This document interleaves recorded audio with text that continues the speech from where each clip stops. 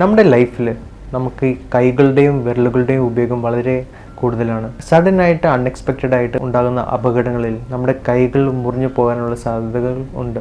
പൂർണ്ണമായ മുറിഞ്ഞു പോയ വിരൽ തിരിച്ച് തുന്നി ചേർക്കാനുള്ള മൈക്രോവാസ്കുലർ സർജറി ഇപ്പോൾ ലഭ്യമാണ്. ഈ പൂർണ്ണമായിട്ട് മുറിഞ്ഞു പോയ ഭാഗങ്ങൾ എങ്ങനെ ഹോസ്പിറ്റലിൽ എത്തിക്കാം? മുറിഞ്ഞ വിരലിൻ്റെ ഭാഗം ശുദ്ധമായ വെള്ളത്തിൽ കഴുകി രക്തം, പൊടി, അഴുക്ക് എന്നിവ വൃത്തിയാക്കുക. ഈ വിരലിൻ്റെ ഭാഗം വൃത്തിയായും വരണ്ടതുമായ ഒരു പ്ലാസ്റ്റിക് കവറിൽ അല്ലെങ്കിൽ ചെറിയ കുപ്പിയിൽ വെക്കുക. ഈ ചെറിയ കവറിൽ അല്ലെങ്കിൽ കുപ്പിയിൽ ഐസ് ക്യൂബ് ഉള്ള വലിയ പ്ലാസ്റ്റിക് ബാഗിനുള്ളിൽ വെക്കുക.